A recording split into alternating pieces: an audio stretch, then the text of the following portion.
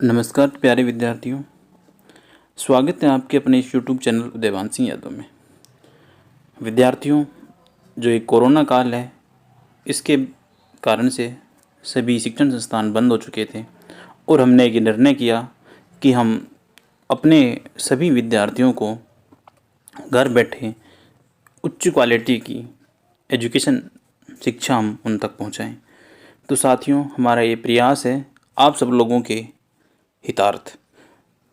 हमने कक्षा 10 का जो पाठ्यक्रम निःशुल्क यूट्यूब चैनल पर उपलब्ध करवाने का जो कमिटमेंट हमने आपसे किया था, उसी आपके वादे को पूरा करने के लिए मैं और मेरे अन्य सभी शिक्षक साथी इस काम में दिन रात जुटे हुए थे और ये काम आप सभी के सहयोग से पूरा होने जा रहा है।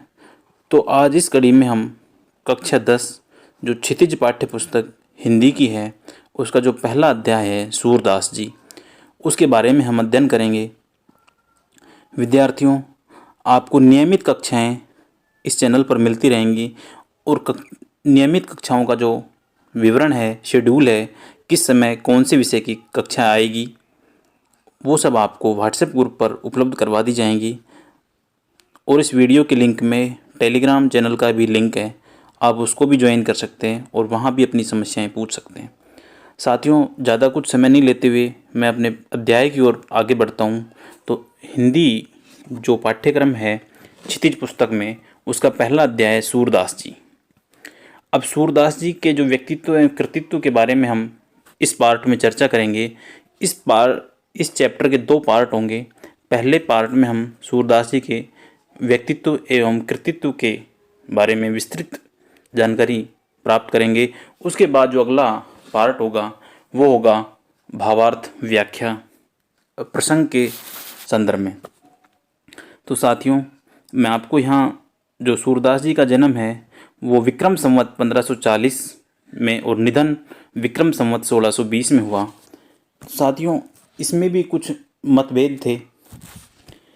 जो रामचंद्र शुक्ल जी हैं, उनके अनुसार तो उनका जन्म विक्रम संवत 1540 में और निधन 1620 विक्रम संवत में हुआ था।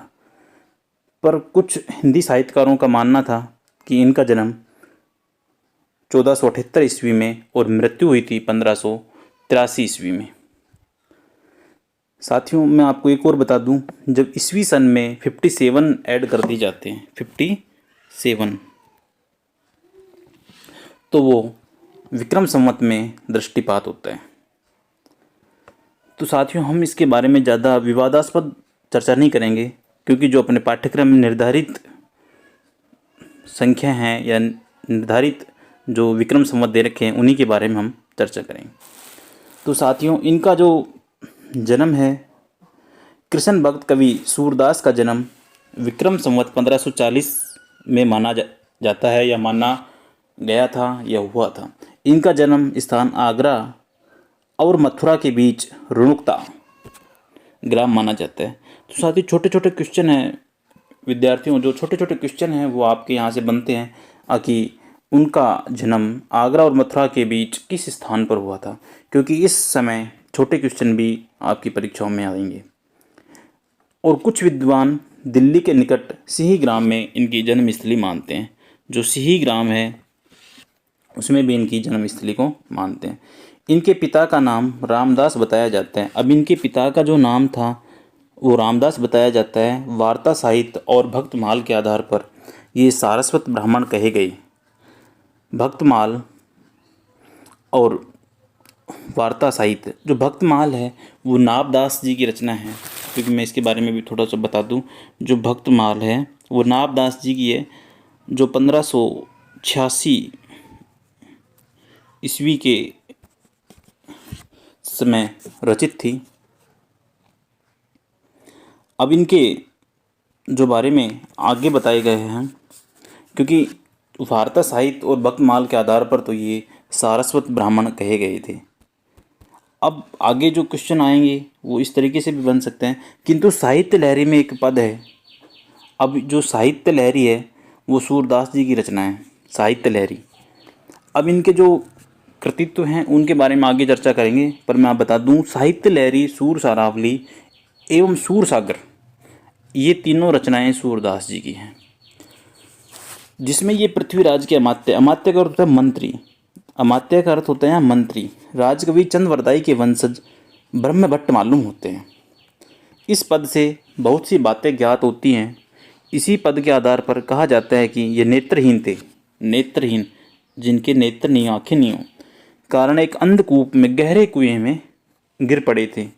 6 दिन वहां पड़े रहने के बाद भगवान श्री कृष्ण ने इन्हें दर्शन दिए और सनेत्र कर दिया। इस पर सूरदास ने कहा, अब सूरदास जी श्री कृष्ण के भक्त थे, तो उन्होंने कहा कि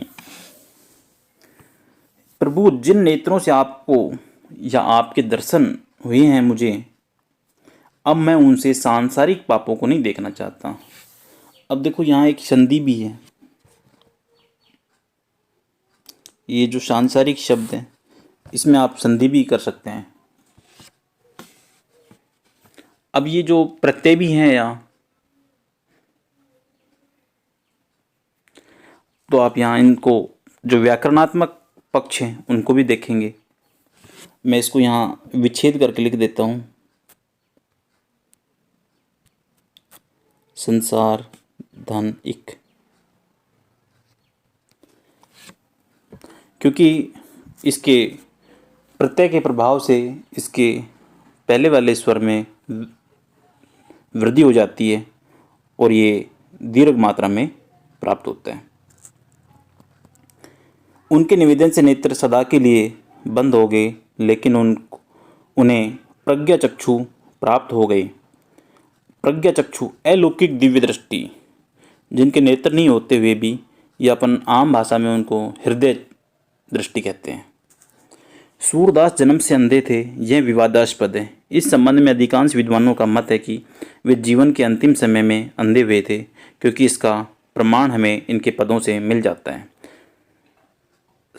विद्यार्थियों, सूरदास जी जन्म से अंधे थे या जन्म के कुछ समय बाद अंधे हुए, इस संदर्भ में भी कई बातें प्रचलित हैं, पर मैं जानकारी के लिए आपको अवगत कराऊं कि जो रामचंद्र शुक्ल जी हैं, उन्होंने इनके बारे में कहा था कि जो व्यक्ति श्रृंगार रस और वात्सल्य प्रेम के सम्राट माने गए हैं, रामचंद्र शुक्ल जी के अनुसार श्रृंगार रस और वात्सल्य प्रेम, अब दोनों ही जो इनके उपाधियां मिली हुई थी रामचंद्र शुक्ल जी से, उसके संदर्भ में तो ऐसा माना जाता है कि वो जन्म से अंधे नहीं थे, क्योंकि जो व्यक्ति जन्म से अंधा है वो वात्सल्य प्रेम, माता पिता के प्रति प्रेम या माता पिता का उनके प्रति प्रेम को दृष्टिगोचर कैसे कर सकता है।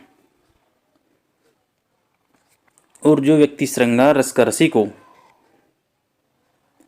वो बिना नेत्रों के श्रृंगार रस का वर्णन कैसे कर सकता है, उसका आत्मसात कैसे कर सकता है। तो साथियों, जहाँ तक मेरा मानना है या इतिहासकारों में रामचंद्र शुक्ल जी का मानना है, वो तो यही है कि वो जन्म के कुछ समय बाद अंधे हुए थे, जन्मांध नहीं थे वो। उनका एक पद भी है, या माया झूठी की लालच, दुहू द्रग अंध भयो, दुहू मिनी दोनों, द्रग मिनी नेत्र, यहाँ मैं लिख देता हूँ नेत्र, अंध मिनी अंधा भयो। ये माया झूठी है कि लालच, इन दोनों में भी मैं अंतर नहीं कर पाया, क्योंकि मेरे दोनों ही नेत्र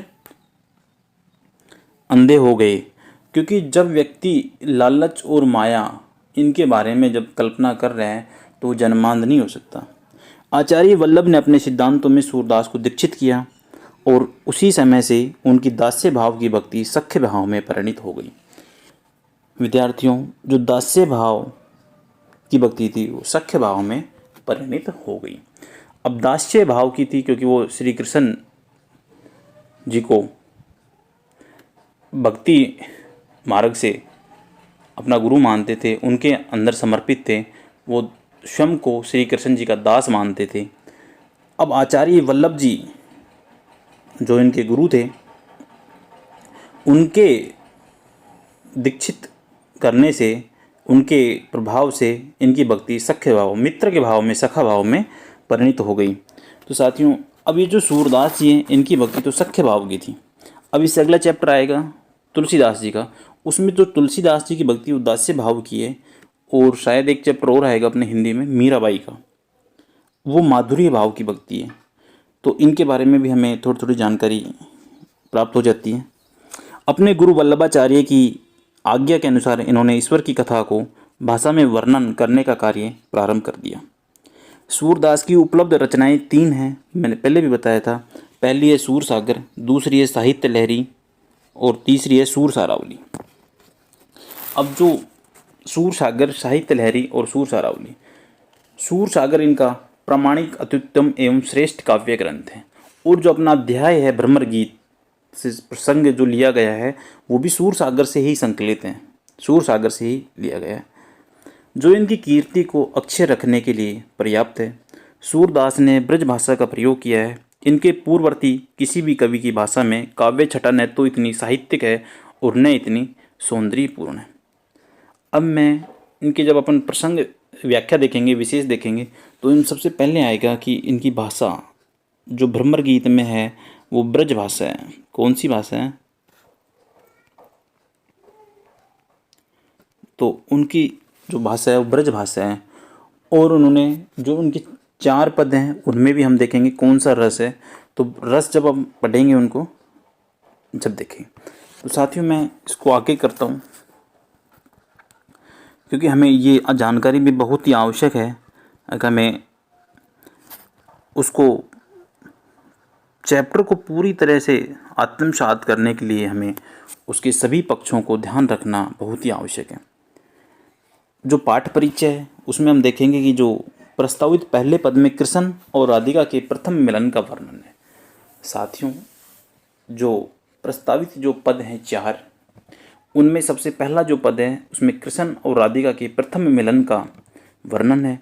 अपरिचय की दीवार कृष्ण के पहल से समाप्त हो जाती है, क्योंकि जो श्रृंगार रस के रसिक हैं, श्रोमणी हैं, उनको सबसे अच्छा नारी से बात करना बहुत ही पसंद आता था। तो श्री कृष्ण जी ने अपरिचय की दीवार स्वयं की पहल से उनको समाप्त कर दी। राधिका बहुत चतुराई से कृष्ण की खूबियों एवं खामियों को व्याज स्तुति में कह जाती हैं। यहाँ एक शब्द है व्याज स्तुति।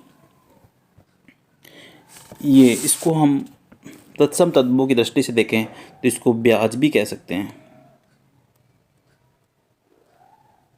ब्याज, इसमें क्या होता है कि पहले निंदा की जाती है, फिर उसकी प्रशंसा की जाती है। तो एक उदाहरण के लिए मैं बताऊं कि जो गोपियां थी वो श्री कृष्ण के बारे में कह रही थी, वो तो हमारे चोर हैं, मन को चोर लिया, मन को हर लिया, हम इतने पत्र भेजे फिर भी नहीं आए। तो उसकी वो निंदा थी। अब वो उनकी प्रशंसा कर रही हैं बाद में किसी से। अब वो उनकी दृष्टि मनमोहक है, उन्होंने हमें अपने हृदय में बसा लिया, उन्होंने हमारे साथ रासलीलाएं की। इस तरीके क्या कि इसमें होता है कि पहले तो निंदा की जाती है, व्याज निंदा, और स्तुति में नहीं प्रशंसा। पहले तो निंदा की जाती है, फिर उसमें बाद में प्रशंसा की जाती है। अंततः कृष्ण राधिका को संग खेलने के लिए आमंत्रित करते हैं। एक आमंत्रित शब्द आया, आमंत्रित। ये 2 शब्द होते हैं, आमंत्रण और निमंत्रण। मैं आपको बता दूं, ये आमंत्रण लिख लो पहले तो यहाँ, या आप अपनी नोटबुक में भी नोट कर लें, क्योंकि यहाँ मैं सही तरीके से छोटा लिख दूँगा।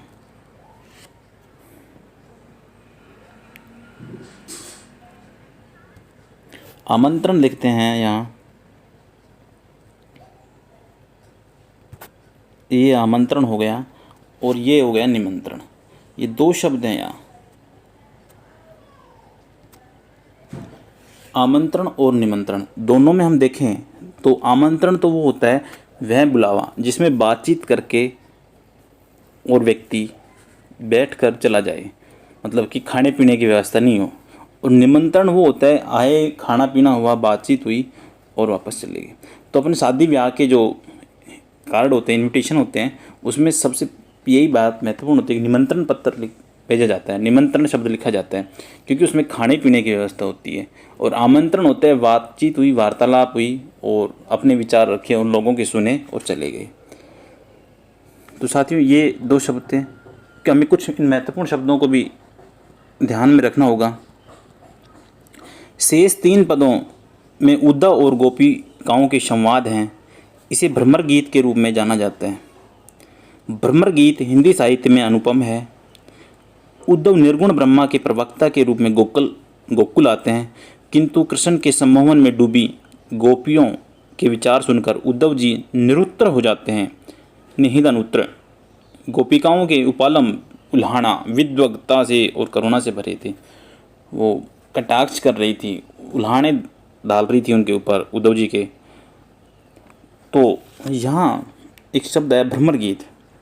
भ्रमर होता है भोरा, क्योंकि जो उद्धव जी आए थे वहाँ से और गोपियाँ थीं, उन्होंने भ्रमर को माध्यम मानते हुए उद्धव जी से श्री कृष्ण को जो उपालंब दिए थे, उल्हाने दिए थे, उसके बारे में इसका वर्णन किया गया है। साथियों, अब आगे चलते हैं। गोपियों के व्यंग्य। गोपिकाओं के जो बाणों से उद्धव का हृदय छलनी हो जाता है और वे स्वयं कृष्ण में हो जाते हैं। वो स्वयं कृष्ण के रूप में या कृष्ण में ही अपने आप को समाहित समझते हैं। आस्था के समक्ष उद्धव के सिद्धांत फीके पड़ जाते हैं। प्रस्तावित समस्त पद गेय हैं, मतलब समस्त पद जो हैं वो गाने योग्य हैं।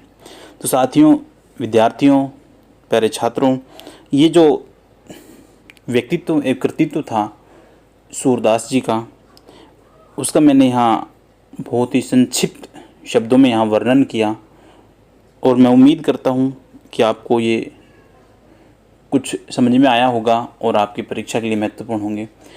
साथियों, जो अगला नेक्स्ट वीडियो है वो इसके जो पद हैं उनका भावार्थ होगा, कठिन शब्दार्थ होंगे और उनकी साहित्यिक जो टिप्पणी हैं उनके बारे में हम विस्तृत चर्चा करेंगे। तो उस नेक्स्ट पार्ट का लिंक भी इस वीडियो के डिस्क्रिप्शन बॉक्स में डाल दिया जाएगा। तो आप नियमित जो शेड्यूल है हमारा, उसके अकॉर्डिंग आप अपनी तैयारी करें। समस्त कंटेंट, शिक्षण सामग्री, टेस्ट पेपर, मॉडल पेपर सभी आपको समय समय पर उपलब्ध करवा दी जाएंगे। अभी इसमें जो अगला भाग है उसके लिए मिलते हैं फिर एक नेक्स्ट वीडियो में। तब तक के लिए थैंक्स, धन्यवाद, नमस्कार।